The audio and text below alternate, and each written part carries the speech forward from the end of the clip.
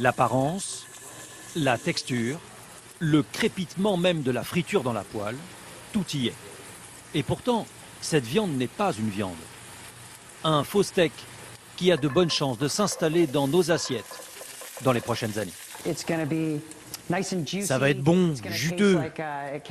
Vous allez ressentir la même sensation que lorsqu'on mange un steak haché classique. Et pour les médaillons de bœuf, on va être plus proche du beefsteak qui permet de faire un ragoût ou un bœuf bourguignon.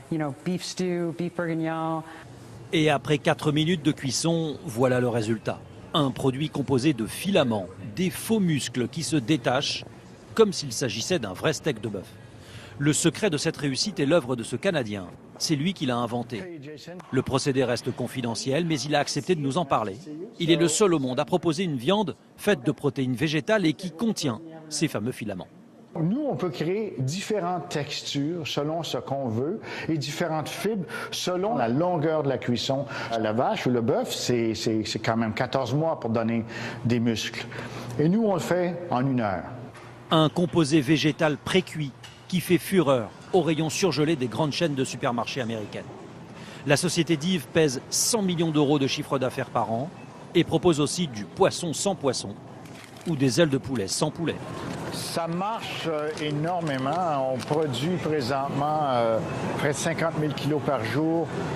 On a une croissance accélérée de 40 % par année. On vend maintenant dans 22 000 supermarchés à travers l'Amérique.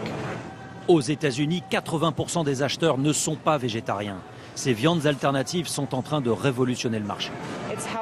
C'est meilleur pour la santé et plus respectueux de l'environnement. Il y a de plus en plus de consommateurs qui cherchent des alternatives à la viande. Ça n'a même pas besoin d'avoir exactement le même goût du moment que c'est bon. C'est évidemment la grande question, est-ce que c'est bon ? 55 000 restaurants comme celui-là proposent cette viande sans viande. Veggie Grill, c'est un peu le McDonald's des végétariens.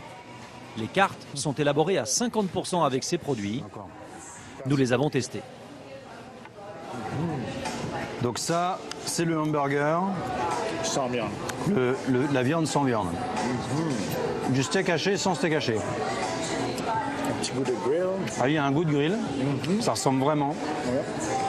C'est assez étonnant. Et convaincant d'un point de vue gustatif, car le risque, c'est souvent l'arrière-goût. Ici, il n'y en a pas.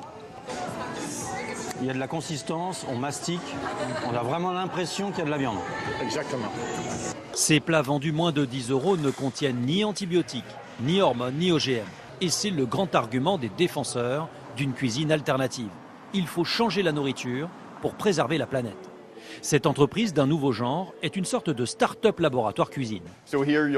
Ici, vous avez des scientifiques experts en biochimie, des scientifiques culinaires, des conseillers en goût qui viennent des meilleurs restaurants. Hampton Creek est à mi-chemin entre la composition chimique et la cuisine moléculaire. Dans ces laboratoires, on a déjà créé une mayonnaise sans protéines animales, ainsi que des cookies. Et bientôt, ces cuistots du futur vont commercialiser cette omelette sans œufs de poule, faite uniquement à base d'une protéine végétale extraite d'une plante. Un acte militant pour préserver la planète. Le problème avec les œufs de poule, c'est que ça a été perverti par le système industriel qui utilise beaucoup trop d'eau et beaucoup trop de terre. Et ça, ce n'est pas bon pour la planète. Donc nous, on a réfléchi et on a trouvé une plante qui donne des résultats encore meilleurs que l'œuf. Le goût, la texture, avec un prix raisonnable. Et en plus, c'est bénéfique pour tout le monde. En Californie, beaucoup sont convaincus que la protéine animale ne peut plus suffire à alimenter 7 milliards d'humains et que cette cuisine a inéluctablement un avenir. Une petite dizaine d'entreprises préparent nos futures assiettes. Voici même des fromages sans aucun lait de vache ou de chèvre. La base, c'est de la noix de cajou. Aucune protéine n'est ajoutée. La noix est chauffée pour obtenir une pâte qui est fermentée. Comme un fromage classique, c'est la technique française qui a été copiée. Les Français sont les meilleurs, mais un jour, on va vous battre. En revanche, la France a quand même une petite longueur d'avance. Ce fromage est trop crémeux à mon goût et sans relief. Je dirais que c'est pas complètement un fromage, mais c'est presque un fromage. Malgré cela, Miyoko vend déjà 700 000 pièces par an, un fromage qui doit même débarquer en Europe l'année prochaine.